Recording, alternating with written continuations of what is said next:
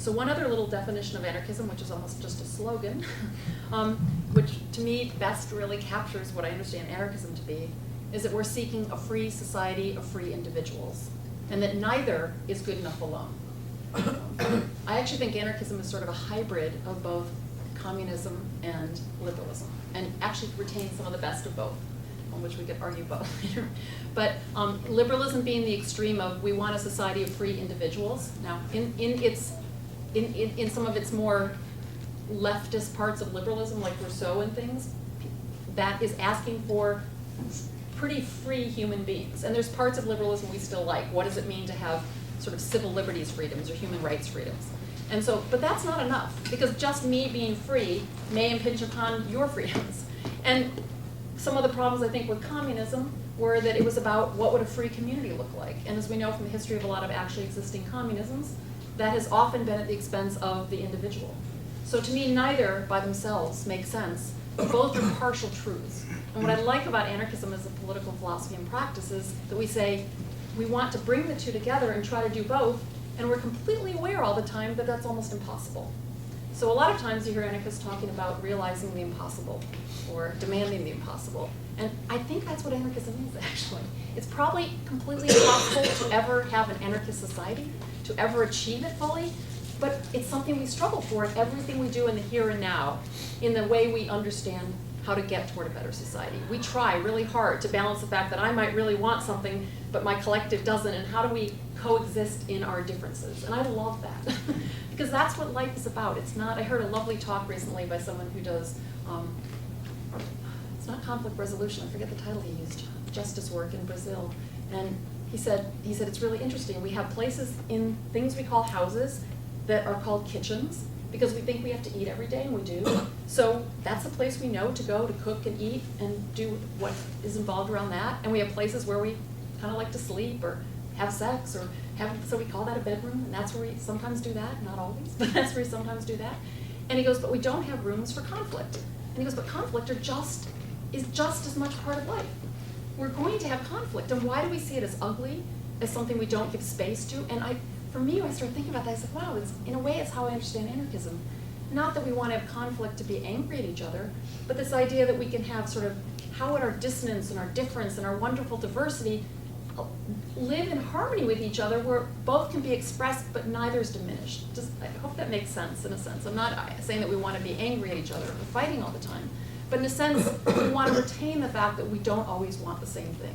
And we don't always, and in fact, that could make for a more interesting, better, more vibrant, wonderful world for us to have places to figure that out.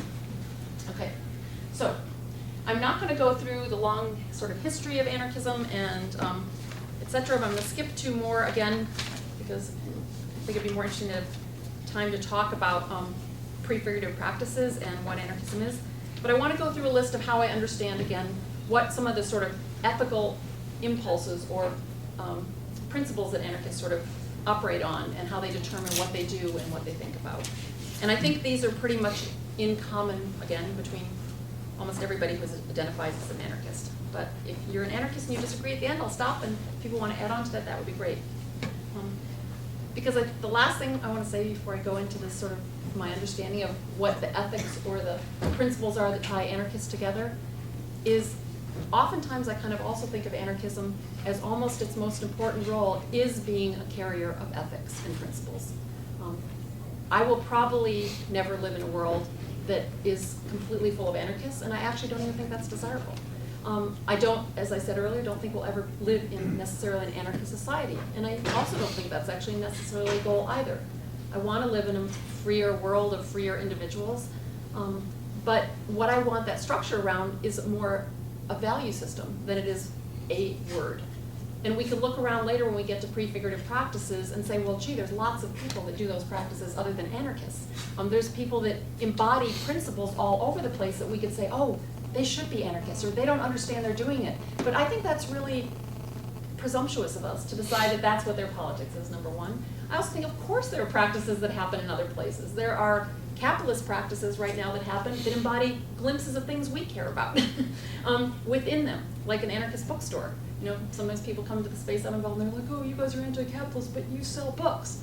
And I'm like, yeah, we're unfortunately still living in capitalism, and yes, our project is damaged and destroyed partially by capitalism, but we do something different. We're not, here's why it's different. And to be able to describe the simultaneous moment of capitalism and anti-capitalism together is really interesting to me. So when I draw out these principles for anarchism, it isn't that we're the only ones that thought of these or do them. What I think is unique about it is that anarchists have this wide-ranging critique, and all these principles sort of work together, and that's why I think it makes it unique and why we can give it a name, and why I still identify as an anarchist because of this. Okay.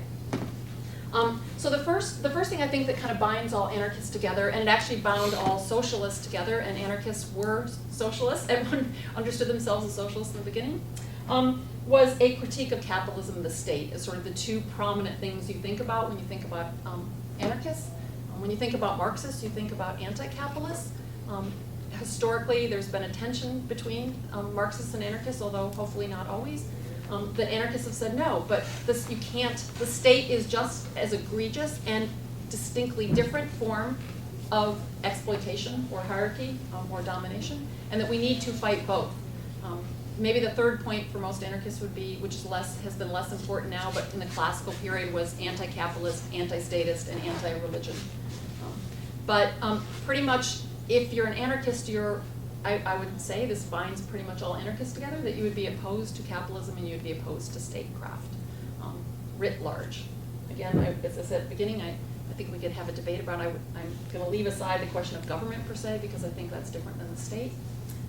So anti-capitalist and anti-statist. But the state is primary because the state like determines whether you have capitalism or varying forms of capitalism. So I think the state is Above. much more of the target than capitalism. That's an Because interesting debate. Once you alter the state, then the capitalist system lives. Yeah.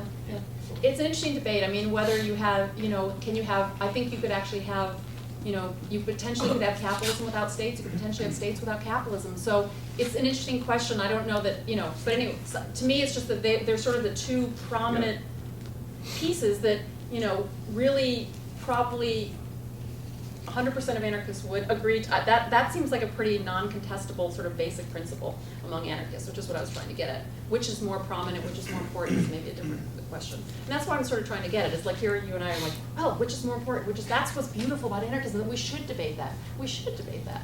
We should debate right now, what are we talking about the state? What is capitalism right now? But that's a subset of sort of what I'm talking about.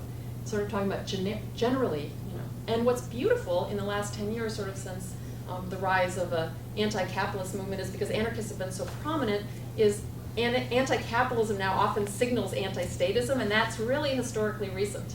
Anarchists have kind of won that battle now. So when you say anti-capitalism, people start thinking of anti-authoritarian forms of organization. I actually love that. That wasn't the case before, sort of the contemporary upsurge in anti-capitalist organizing.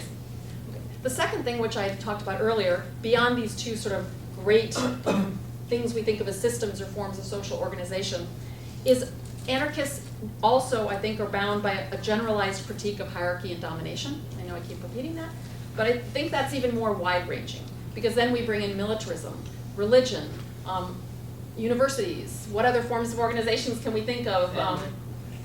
People could throw out other forms of organizations, but it also brings in things like how we relate to each other as human beings, how we live, how we produce, anything we do.